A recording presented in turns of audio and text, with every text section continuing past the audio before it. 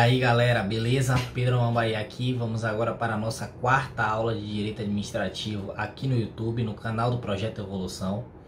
Na última aula, terceira, nós vimos o início, as noções introdutórias, a primeira parte da organização da administração pública brasileira. Lá nós vimos que a administração brasileira se divide em administração direta e administração indireta.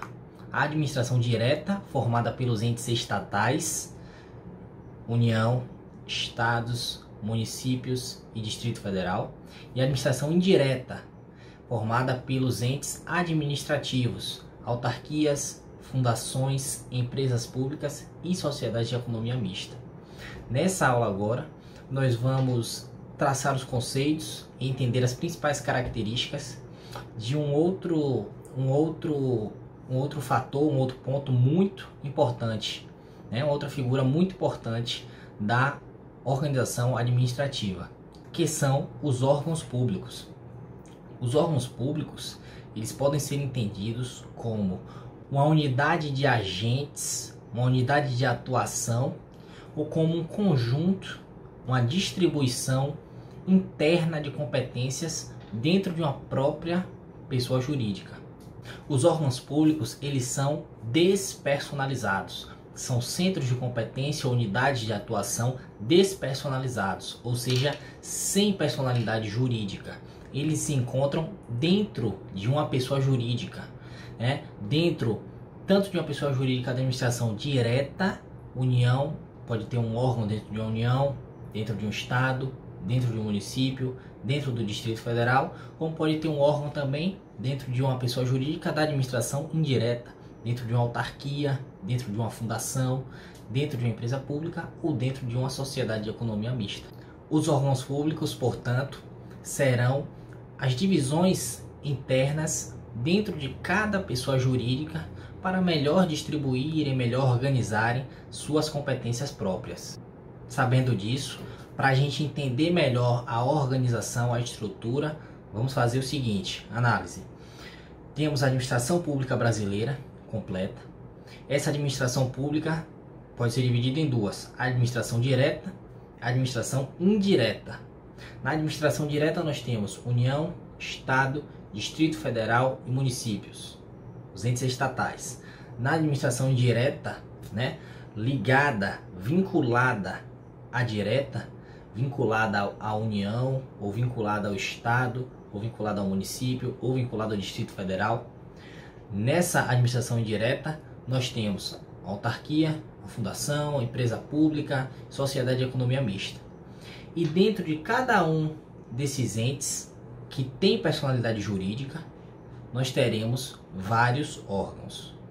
Assim como dentro desses órgãos, que estão dentro das pessoas jurídicas, que estão dentro da administração direta ou indireta, nós teremos agentes públicos lá dentro, trabalhando, exercendo suas atividades. Feita essa análise inicial, essa análise conceitual sobre o conceito dos órgãos públicos, podemos agora citar as principais características deles.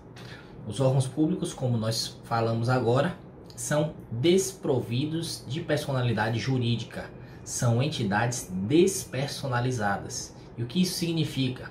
Significa que ele não é titular, né? Os órgãos públicos não são titulares de direitos e deveres. Significa dizer que os órgãos públicos não têm patrimônio público próprio. Significa também dizer que os órgãos públicos não têm capacidade processual, não podem figurar como partes de uma relação jurídica processual, seja como autor, seja como réu. Então, quando o agente de determinado órgão público lesar um cidadão, causar um dano a alguém, essa ação não será imputada ao órgão público. Não será o órgão público que responderá, mas será a pessoa jurídica em que esse órgão público está que vai responder. Se um órgão público da União, por exemplo, né, a Polícia Federal causar um dano a alguém, quem responderá será a União. Se um órgão público da administração direta estadual, um órgão público aqui do estado da Bahia, por exemplo, a Polícia Militar, um órgão público do estado da Bahia, se a Polícia Militar, um de seus agentes desse órgão público, causar um dano a alguém, quem responderá não será diretamente a Polícia Militar, pois ela é um ente despersonalizado, é um órgão público, não tem capacidade processual. Quem responderá será o Estado da Bahia, que é a pessoa jurídica em que a Polícia Militar está inserida. Uma outra observação importante, que eu até acabei já citando na aula passada, foi a respeito da diferença entre descentralização e desconcentração. Eu disse que a administração indireta, ela é também conhecida como administração descentralizada, porque ela é fruto de um fenômeno chamado de descentralização, né? O que é a descentralização? Um fenômeno pelo qual a administração indireta, uma pessoa jurídica da administração indireta surge, é criada a partir, né, de um ente estatal, um ente da administração direta. Por exemplo, quando uma autarquia é criada, né, vinculada à União, quando uma empresa pública é criada e ela é vinculada à União ou ao Estado ou ao Distrito Federal, a mesma coisa com uma fundação, a mesma coisa com uma sociedade de economia mista, empresa pública, tudo. Quando uma pessoa jurídica da administração indireta ela é criada, ela automaticamente estará vinculada a uma pessoa jurídica da administração direta, a um ente estatal. E esse fenômeno de criação, né, para fins específicos, tal, ele se chama descentralização. O que é esse caso aqui do órgão público, que é fruto da desconcentração? A desconcentração é um outro fenômeno. A desconcentração não é a criação de uma nova pessoa jurídica com fins específicos. A desconcentração é a criação de um órgão público. E o órgão público é um ente despersonalizado, sem personalidade jurídica. Então, a desconcentração não será a criação de uma nova pessoa jurídica como a descentralização. A desconcentração é a criação de um órgão público que estará dentro daquela pessoa jurídica, sem personalidade jurídica própria. Dependerá, estará hierarquizada, estará subordinada à pessoa jurídica a que ele pertence.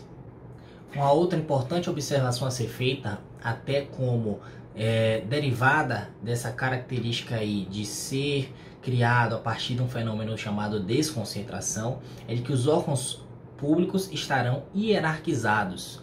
Diferentemente da descentralização, em que uma nova pessoa jurídica é criada, nesse processo há somente uma vinculação, não há uma relação de subordinação na descentralização. Já na criação de novos órgãos públicos, na desconcentração, há sim uma hierarquia, pois o órgão público que será criado, ele não vai possuir uma personalidade jurídica própria, ele estará ali dentro da pessoa jurídica principal. Então, essa pessoa jurídica exercerá sim uma influência, um poder, estará hierarquicamente acima do órgão público. Assim como haverá uma hierarquia entre os próprios órgãos públicos, órgãos independentes, autônomos, superiores, subalternos, que trataremos na próxima aula. A última característica, também importante, é de que os órgãos públicos são criados e extintos por lei, não podem ser por atos administrativos, no caso de um decreto. Deve haver uma lei que crie o órgão público. Valeu, galera, essa foi a nossa quarta aula aqui no YouTube. Acompanhem, não deixem aí de favoritar o vídeo, dar like, se inscrever no canal, etc. Acompanhem tudo aí, que tem muita coisa boa saindo aqui do Projeto Evolução. Valeu, um abraço a todos, tamo junto.